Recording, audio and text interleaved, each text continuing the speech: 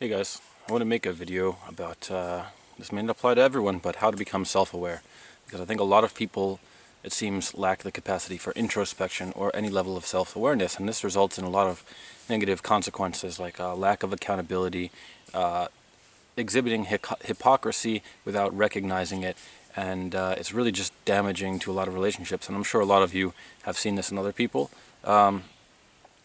So if you're already self-aware, then maybe you don't need to watch this video, but I'll just describe how I went through the process and how I think that you can with surefire results.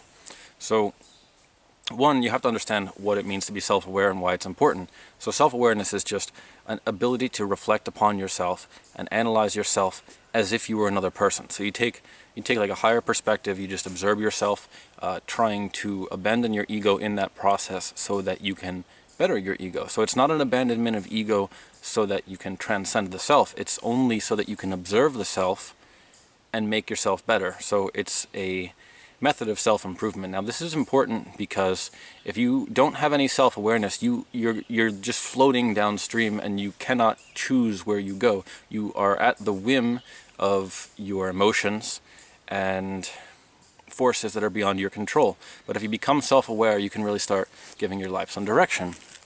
So I gotta sit. Now, there are different levels of self-awareness, and different people mean different things by it. So that's basically how I'm going to define it. Now, I will just do this through examples. So, first of all, I just want to say that the beauty of being a human, one of the many beauties of being a human, is that I have my own mind, and you have your own mind. And I have never experienced your mind except for how it manifests itself in the world. And the way that I can understand your mind is through understanding my own mind. By understanding my mind, I can understand your mind. And by you understanding your mind, you can understand my mind. And until you understand your own mind, you can never understand another human being or anything about them, really. And you're likely to live in a universe which centers around yourself as if you were the only living being, which is a philosophical idea called solipsism, and a very dangerous one.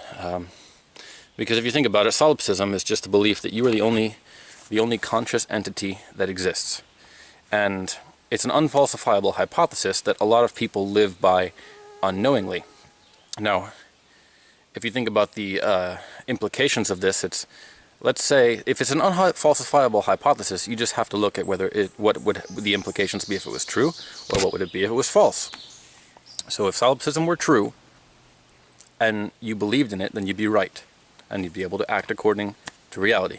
If solipsism were true, and you didn't believe in it, then you would simply be acting in a way that assumed that philosophical zombies were actually conscious, and you would not be fulfilling your carnal desires or physical needs which are not attached to any level of higher being, consciousness, or empathy or anything like that. You would not be acting, but you would be acting more on those and not for the lesser needs. So perhaps you would be depriving yourself of, like, eating more ice cream or buying more consumer goods that you know are being manufactured by slaves. Now, I know this is a dense subject, so please just stick with it.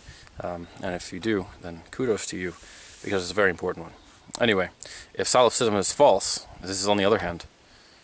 If you actually believe that you're the only conscious entity, but in reality there are other conscious entities, if you believe this, then you become a sociopath.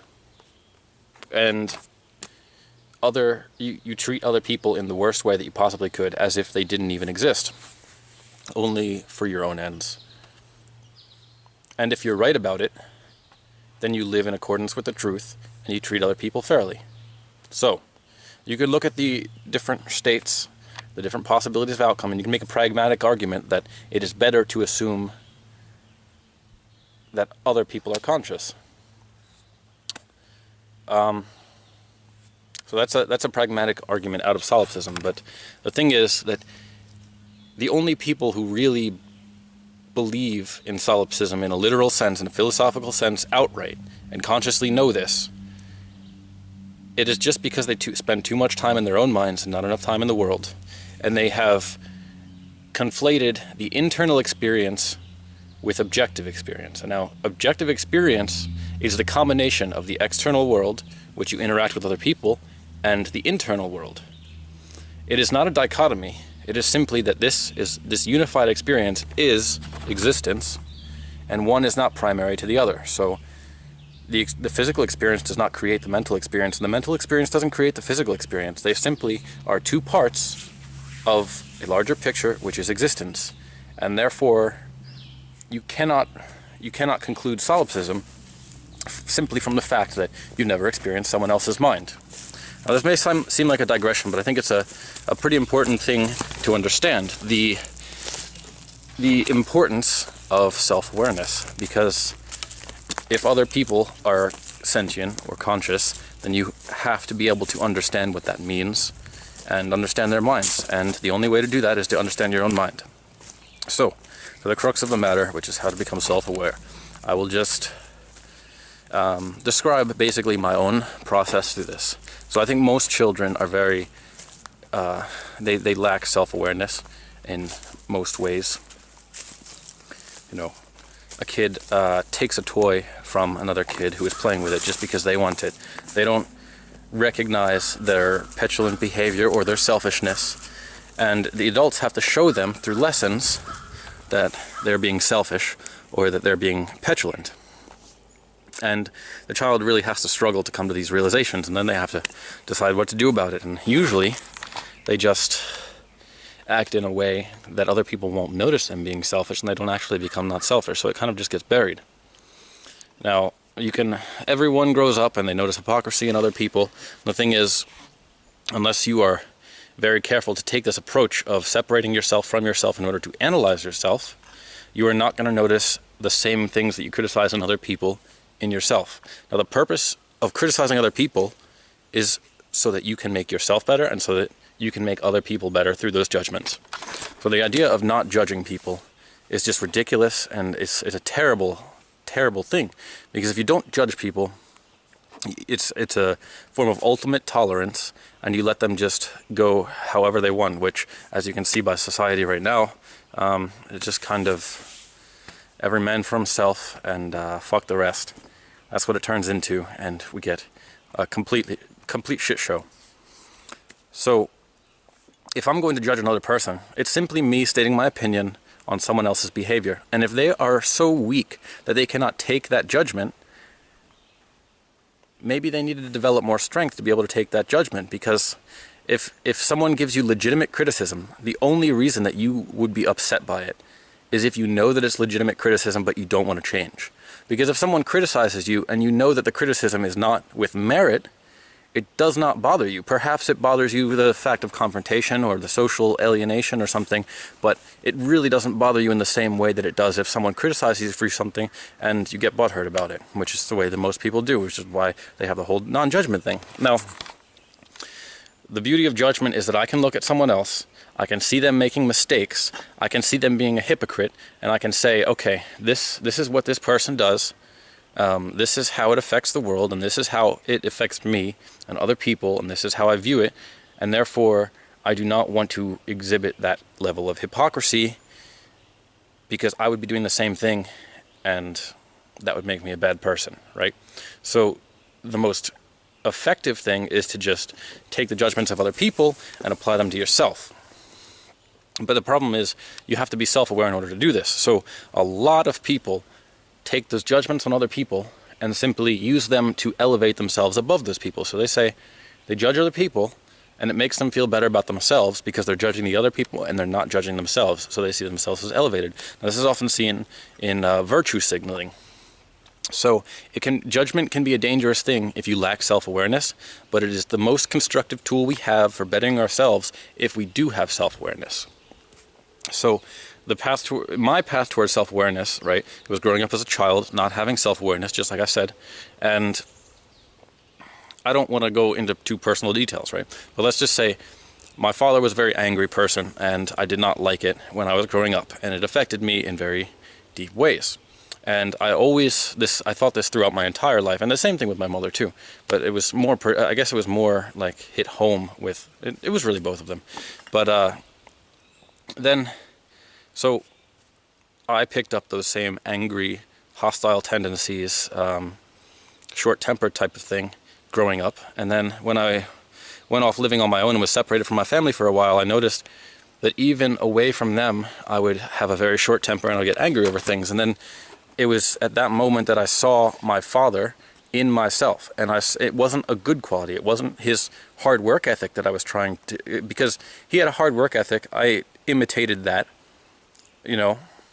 I'm not trying to imitate him 100%. I'm just trying to take the good qualities and shed the bad qualities. So I wasn't seeing the good qualities in him in myself. I was actually seeing the bad qualities, and that realization, it's when you see something that you've judged another person for, but you can make that same judgment to yourself, that's like the moment that you are self-aware. And with that knowledge, you have to recognize that when you come to a realization like that, if you just forget about it, or if you just say, oh, it doesn't really matter, or oh, that's just how I am, there's nothing I can do about it, that's how I was raised, so I can't change, that is you making excuses for yourself and limiting yourself from ever becoming a better person. And it is really, that is the moment that you are of criminal judgment, because the moment that you say that you cannot be responsible for something about yourself is the moment you have become guilty. Because if you recognize that you're doing something wrong, you can stop doing the thing that's wrong. But if you recognize that you're doing something wrong and then say, there's nothing I can do about it, that is when it is a whole nother level of wrong. Because you've made an excuse for yourself, you know that you're doing something wrong, and then you just continue to do it. So the self-awareness has to be, what you have to do to yourself is you have to go into it in a very calm state and like a clear state of mind. So don't try to do it when you're acting emotionally, or when you're upset about something, when you're angry, whatever. If something happens, like distance yourself in time from the event, and then look at yourself as if you were looking at another person. If it helps, you can talk about yourself in the third person. So you can say, okay, today there was a traffic jam, and Kyle had to stop short because the person in front of him stopped short, and he had to slam on his brakes, and this bushel of apples in the passenger seat fell all over the floor, and a couple of them got bruised, and then he started screaming curse words at the person in front, calling her all sorts of names, and he slammed his fist on the steering wheel on the horn so hard that his knuckles started bleeding, and he was in a very sour mood for the rest of the drive, for the full 7 minutes that he was stuck in traffic. Okay? You can look at that, and you can judge that scenario, and you can say, what the fuck is wrong with this guy, that he doesn't have control over his anger issues, or that he's so, like, put it in perspective. If you judge someone else for it, and you said, like, if you saw someone do that, and you could say to them, are you serious? You're upset about it taking you 7 minutes to get this far when you've just covered 60 miles in less than an hour? And by historical standards, you know, it would have taken all day to cover that distance 150 years ago, and that is 99.999% of your ancestors had to travel much slower than that. It was 7 minutes, and you have a radio and air conditioning in your car.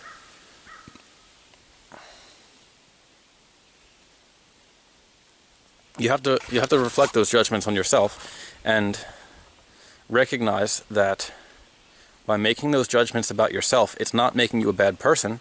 It is actually making you a good person for being honest about your assessment of yourself, how you view yourself, and what you're going to do about it.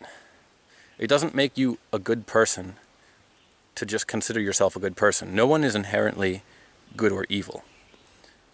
That good and evil rests in every moment and every decision that you ever make. So you can make good decisions and you can make evil decisions, but you are not a good or evil person. The only way that you can say that someone is good or evil is if you are looking at another person, a third person, looking at the totality of their decisions and their personality and their character, and saying they are good or evil. And it is simply a matter of pragmatism, because yes, perhaps this evil person who is completely self-centered, never thinks of anyone else, is a habitual sociopath and takes advantage of everyone in every situation, and never comes to accountability and never apologizes.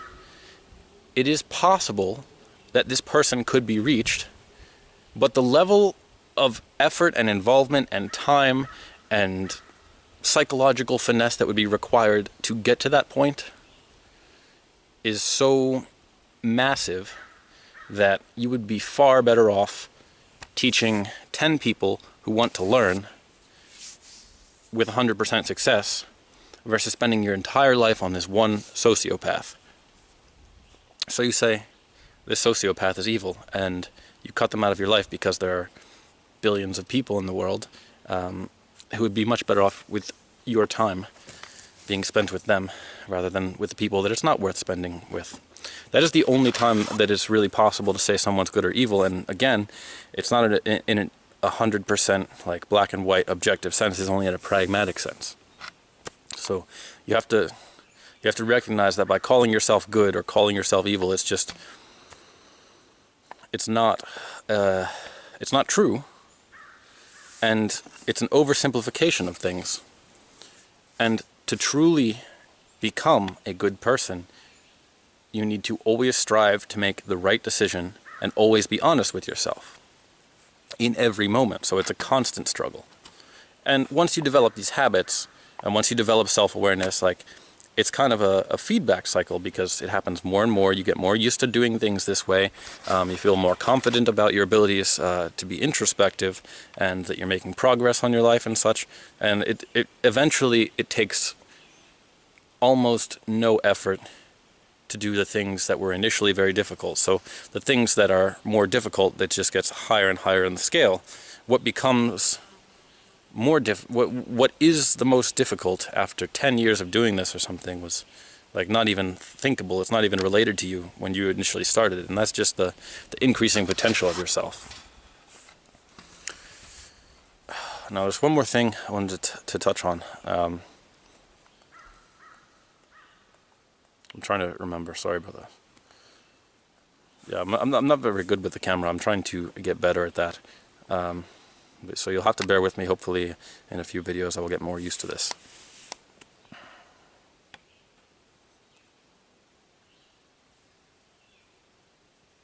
For now you can listen to the birds and look into the woods while I try to remember what I was thinking of. It's a nice place.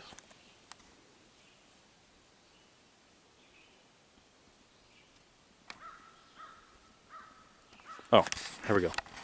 And I do think is an important point, so I'm glad that I remembered it.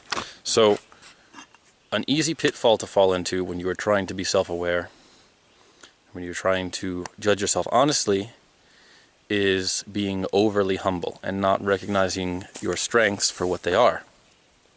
Now, I will explain why this seemingly virtuous humility is actually the most extreme vanity of vanities.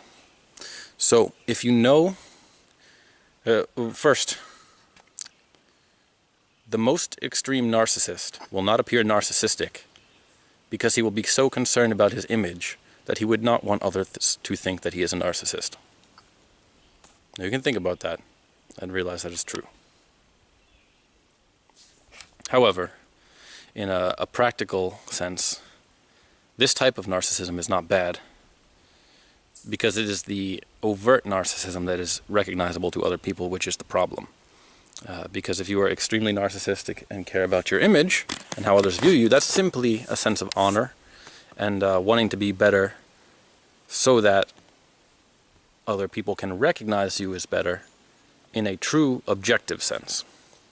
Now, the issue with being overly humble is it's difficult to go from never criticizing yourself to start to criticize yourself in a reasonable degree. And something that you might start doing is criticizing yourself for everything and kind of being self-defeating or self-deprecating. And you need to be sure that because that is not separating yourself from yourself, that is just taking the exact opposite extreme approach. So to make honest judgments about yourself, you have to say, okay, maybe Kyle has this angry tendency. Maybe he has temper problems. He can't be 100% blamed for it because it was conditioned behavior. However, he does need to take responsibility for his actions, especially from this point on. And while it's not going to happen overnight, it is something that needs to be worked towards. And then let's say you still get angry over things, but maybe there's one instance where you know you normally would have gotten angry, but you don't. And then you recognize that as progress, and you're honest about it. You don't say, oh, well, I still got angry that day, so I failed. No, it's you got angry less than you normally would have, so you've made progress. So it's important to be honest with yourself, because if you're overly humble, really, you are just trying to be virtuous by criticizing yourself, because you've seen that criticizing yourself is a good thing to do. So you're just criticizing yourself for everything so that you can't be called unaccountable or have a lack of responsibility. And really, you're neglecting your responsibilities by doing that. So it doesn't accomplish anything. It's just kind of like a mental gymnastics technique that you need to be aware of. So I hope this helps some people. I will get back to my America series when I can. And I will be suing either the town of Winthrop or the individual officers involved. So that story will be coming probably in the distant future, because I don't want to report on that story until it is all litigated and such. But suffice it to say that my rights have been violated several times. By the letter of the law, I have been falsely arrested, kidnapped, battery and assault, had my civil rights violated by an officer acting under color of law, unreasonable search and seizure, criminal trespassing, declaration of a false emergency. There might be more, but I think that's a pretty solid list. So it's gonna be good. It's a good day in America.